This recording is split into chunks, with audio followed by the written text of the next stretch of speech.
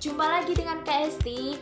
Hari ini Kak Esti akan memberikan materi pembelajaran tentang kenampakan alam. Ada yang tahu apa itu kenampakan alam? Apa ya? Coba tebak, apa itu kenampakan alam? Sekarang kita akan membahas tentang pengertian kenampakan alam. Apa itu pengertian kenampakan alam? Apa ya? Kenampakan alam adalah segala sesuatu atau peristiwa yang ada di alam yang merupakan hasil dari peristiwa alam. Kenampakan alam dibagi menjadi dua. Yang pertama, wilayah dataran. Yang kedua, wilayah perairan.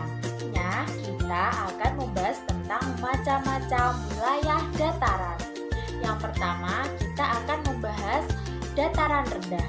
Dataran rendah adalah wilayah dataran yang memiliki ketinggian 0 sampai 200 meter di atas permukaan laut.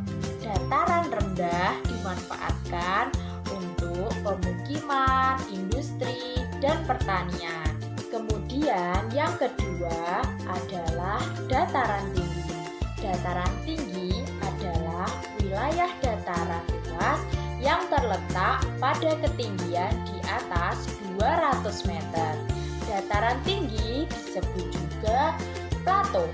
Contohnya dataran tinggi Dieng, dataran tinggi Bone, dan lain-lain. Dataran tinggi cocok untuk pariwisata dan perkebunan. Ketiga adalah pantai. Pantai adalah wilayah perbatasan di antara laut. Pantai dimanfaatkan sebagai tempat pariwisata. Contohnya Pantai Kasih, Pantai Coro yang ada di Tulung Agung, Pantai Sanggar, dan pantai-pantai lainnya. Pantai juga dimanfaatkan untuk pelelangan ikan dan pembuatan garam. Keempat, yaitu pegunungan. Pegunungan adalah rangkaian gunung yang sambung menyambung satu sama lain. Pegunungan dimanfaatkan untuk pariwisata. Contohnya Pegunungan Sewu, Pegunungan Jayawijaya, dan lain-lain. Terakhir atau yang kelima yaitu delta. Apa itu delta? Delta adalah daratan yang berada di tengah sungai. Biasanya di muara sungai. Contohnya delta Sungai Bengawan Solo. Selanjutnya kita akan membahas tentang macam-macam wilayah perairan. Yang pertama ada sungai. Sungai banyak dimanfaatkan untuk irigasi dan transportasi.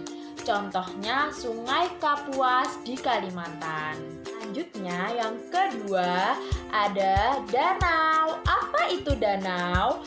Danau merupakan suatu cekungan di darat yang amat sangat luas dan berisi air yang dikelilingi oleh daratan. Danau ada dua, yaitu danau alami dan danau buatan.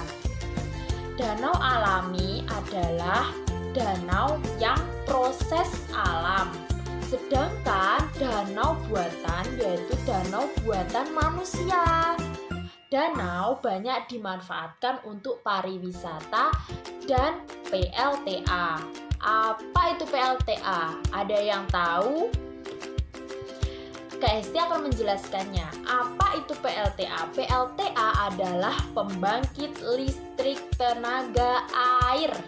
Contohnya Waduk Jatiluhur ada di Jawa Barat, atau Waduk Wonorejo yang ada di Tulung Agung itu termasuk waduk buatan dari manusia. Yang ketiga ada selat. Apa itu selat? Selat adalah laut sempit yang berada di antara dua pulau. Misalnya Selat Sunda antara Pulau Jawa dan Pulau Sumatera. Yang keempat ada rawa. Rawa merupakan dataran rendah yang digenangi oleh air. Rawa baik untuk perikanan dan hutan bakau.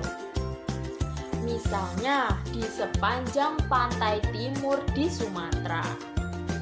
Atau dulu Tulung Agung sempat dijuluki dengan kota rawa karena banyaknya air-air yang menggenang di kota Tulung Agung. Jadi yang tahu sejarah tentang rawa yang ada di Tulung Agung pasti tahu kalau Tulung Agung pernah menjadi rawa. Kemudian kita akan membahas tentang ciri-ciri dataran tinggi dan ciri-ciri dataran rendah.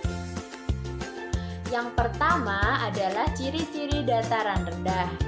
Ciri-ciri dataran rendah yaitu tanah datar ketinggian kurang dari 200 meter di atas permukaan laut.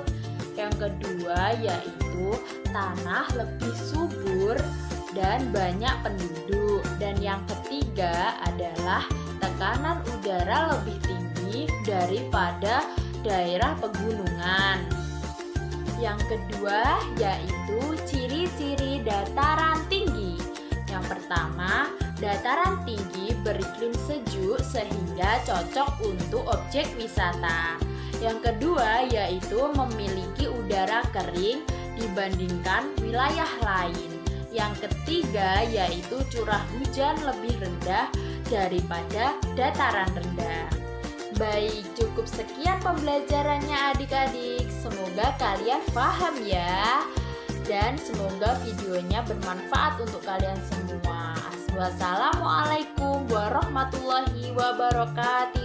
Bye-bye. I'm an icon, man. And my girl about a 10. I should fuck her in the Benz.